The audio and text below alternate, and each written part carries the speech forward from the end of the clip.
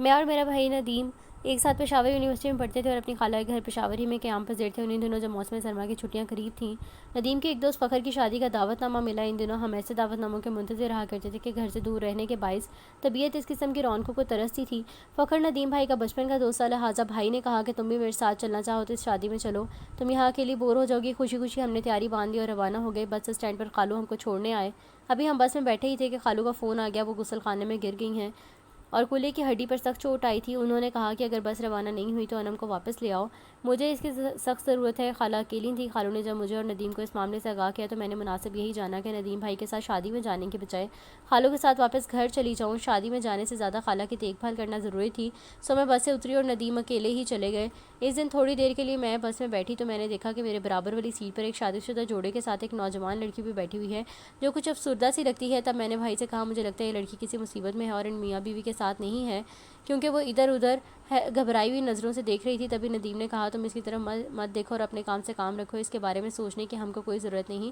ندیم بھائی سفر پر جا چکے تھے اور ان کے گئے ہوئے 2 روز بیت گئے تھے۔ میں تو سمجھ رہی تھی کہ وہ دوست کی شادی کو خوب انجوائے کر رہے ہوں گے، لیکن جب 4 روز گزر گئے اور ندیم بھائی نہیں لوٹے اور نہ ہی ان کا فون آیا تو فکر ہوئی۔ خالو نے کہا ذرا گھر فون کر تو کریں، کہیں بھائی امی سے ملنے تو نہیں چلے گئے۔ فون کیا، ندیم بھائی نہیں اٹھایا اور بولے میں شادی اٹینڈ ہی نہ کر سکا اور ادھر چلا آیا، کچھ معاملہ ہی ایسا بن گیا تھا، آؤں گا تو بتاؤں گا۔ جب 2 روز بعد پشاور پہنچے اور یہ حال دیا کہ انم تم نے صحیح کہا تھا، وہ لڑکی جس کو تم نے مصیبت زدہ کہا تھا واقعی مصیبت میں تھی، میرے لیے وہ مصیبت بن گئی۔ تو اس کی شادی میں بھی نہ پہنچ سکا اور تھانے پہنچ گیا۔ کیسے بھیا، ذرا تفصیل سے بتائیے، میں نے تشویش زدہ ہو کر پوچھا۔ جب بس چلنے لگی میں نے اخبار پڑھنا شروع کر دی۔ تھوڑی دیر بعد ایک گاؤں کا اسٹاپ پر بس رکی اور وہ نیا شادی شدہ جوڑا وہاں اتر گیا۔ میں نے اخبار کا مطالعہ ختم کر کے جب ادھر ادھر نظر دوڑائی تو وہ لڑکی بے حد بے چین نظر آئی، جیسے اس نے لاشعوری طور پر اس جوڑے کی بنا لی ہوئی تھی اور ان کے اتر جانے کے بعد وہ انتہائی غیر محفوظ لگ رہی تھی۔ ندیم بھائی نے مزید بتایا کہ جو ہی بس دوبارہ چلی وہ لڑکی فوراً ہی اٹھی اور ان کے پہلو میں خالی سیٹ پر آ کر بیٹھ گئی، جہاں میں پہلے تھوڑی دیر بیٹھ کر بس سے اتر چکی تھی۔ میرا بھائی بے شک ایک رحم دل انسان ہے، تاہم اس نے اپنے پہلو میں پناہ کی متلاشی کی جانب حیرت سے ضرور دیکھا تھا۔ وہ ایک 17 برس کی قبول صورت لڑکی تھی۔ ندیم کو اپنی جانب متوجہ پا کر از خود سے مخاطب ہو گئی، بولی آپ کہاں جائیں گے؟ میں پنڈی جا رہا ہوں۔ بھائی کا یہ جواب سن کر وہ بجھ سی گئی۔ اس کی پریشانی کو بھانپ کر بھائی نے بھی سوال کر دیا آپ کہاں جا رہے ہیں؟ اس نے بتایا کہ وہ لاہور اپنے ماموں کے گھر جا رہی ہے، کیا تمہارے ساتھ کوئی نہیں ہے؟ ندیم کے اس سوال پر لڑکی نے نظریں جھکا لیں، اس کو چپ سی لگی۔ تبھی ندیم کو شک گزرا کہ کہیں یہ لڑکی گھر سے بھاگ کر تو نہیں آئی۔ وہ ابھی اسی سوچ و بچار میں تھا کہ لڑکی نے ان کے سامنے ہاتھ جوڑ دیا اور رونا شروع کر دیا، جیسے وہ ان سے رحم کی بھیک مانگ رہی ہو۔ بس چلتی رہی۔ کچھ دیر تک ندیم اور لڑکی دونوں ہی ایک اذیت بھری خاموشی کے سمندر میں غوطہ زن رہے۔ لڑکی کو تو نہ جانے کیا سوچ تھی، لیکن ندیم بھائی کو اس قسم کے سوالات تنگ کر رہے تھے کہ اگر یہ لڑکی غلط ہاتھوں میں پہنچ گئی تو اس کا کیا حشر ہوگا؟ آخر یہ اکیلی گھر سے نکلی ہی کیوں؟ کیا یہ سچ ماموں کے گھر لاہور جا رہی ہے یا جھوٹ بولا ہے اس نے؟ ابھی وہ انہی سوچوں میں گم تھے کہ لڑکی نے خوفزدہ اور مدھم آواز میں کہا بھائی جان، کیا ایسا ہو سکتا ہے کہ آپ میرے ساتھ لاہور چلیں اور مجھے میرے ماموں کے گھر پہنچا دیں؟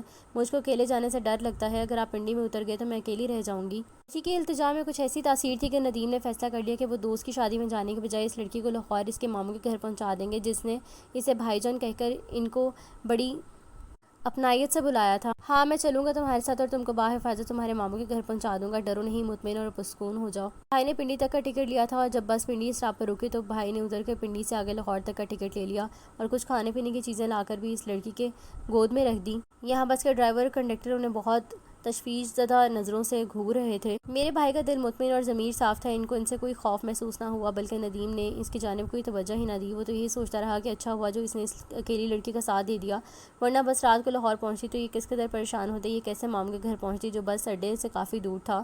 بس کچھ لیٹ ہو گئی، رات کے تقریباً 1 بجے یہ لاہور پہنچے۔ لاری اڈے تک آتے آتے مسافر رستے میں اتر گیا، بس تقریباً خالی ہو چکی تھی۔ ڈرائیور نے اس کو لاری اڈے سے باہر ہی روک دیا اور ندیم کے پاس آ کر کہنے لگا او مسٹر، اب تم بھی بس سے اتر جاؤ، خالی بس کو ہم یہاں سے ہی گراج لے جائیں گے۔ ندیم کو غصہ تو بہت آیا کیونکہ اڈے پر تو سواری مل جاتی تھی، بیچ رستے کسی رکشہ اور ٹیکسی کا اس وقت آسانی سے ملنا بھی بہت مشکل تھا۔ جب ندیم نے اس لڑکی کو اترنے کا کہا چلو اترو بہن تم بھی اتر جاؤ، تب ڈرائیور اور کنڈکٹر دونوں بولے تم اس کو اترنے کا کیوں کہہ رہے ہو، یہ کیا لگتی ہے تمہاری، کیا یہ تمہارے ساتھ ہے؟ تو ندیم بھائی نے بولا کہ ہاں یہ میرے ساتھ ہی ہے، تمہارے ساتھ نہیں ہے، ہم کو معلوم ہے، ہم نے اس کو مفت میں بس میں سفر کرایا ہے، اس کے پاس تو ٹکٹ کے بھی پیسے نہیں تھے، تم کیوں جھوٹ بول رہے ہو جبکہ تم تو بعد میں بس میں چڑھے تھے، کیوں نہیں اترے گی یہ؟ ندیم نے سوال کیا تم کیوں روک رہے ہو اس کو، میری تو یہ بہن جیسی ہے، تم بتاؤ کیا تمہاری لگتی ہے؟ یہ سنتے ہی کنڈکٹر نے بھائی کے گریبان میں ہاتھ ڈالا اور غنڈہ گردی کے انداز میں قریب آ گیا، اس لیے نہیں جائے گی تیرے ساتھ ہیرو کہ اس پر پہلا حق ہمارا ہے، ہم اس کو یہاں تک بغیر ٹکٹ کے لائے ہیں اور یہ لڑکی گھر سے بھاگ کر لاہور تک ہماری حفاظت میں آئی ہے، ہم نے تمام راستہ مفت میں تو اس کی نگرانی نہیں کی، اب تم اپنا راستہ ناپو، یہ ہمارا مال ہے۔ بھائی ندیم مجھے جب یہ سب بتا رہے تھے تو ان کا چہرہ غصے اور غیرت سے سرخ ہو گیا تھا۔ مجھے لگا جیسے کہ میرے بھائی کا دماغ ہی نہیں، سارا وجود جل رہا ہے۔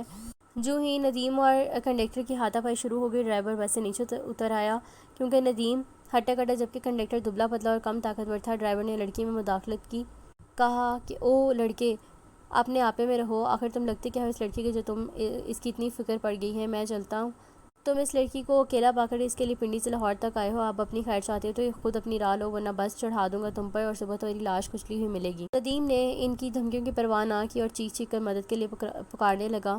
کچھ دوری پر مسافر پیدل چل کر آ رہے تھے جو کہ اس کی طرف مخاطب ہو گئے۔ ان کے پاس آ کے کہنے لگے، یہ تم لوگ آدھی رات کو کیوں چلا رہے ہو؟ ان کے آ جانے سے ندیم اور لڑکی دونوں کو ڈھارس مل گئی۔ تبھی لڑکی بس کے اندر سے چلائی، بھائیو بچا لو، مجھے بس سے باہر نکالو۔ لوگ جب لڑکی کی طرف متوجہ ہوئے تو اس نے ہمت کی اور جو دیر سے سیٹ پر خوفزدہ سی بیٹھی ہوئی تھی جلدی سے نیچے اتر گئی اور بھیڑ کو چیرتی ہوئی میرے بھائی کے پہلو میں آ کر کھڑی ہو گئی جیسے واقعی وہ اس کے رشتہ دار ہوں۔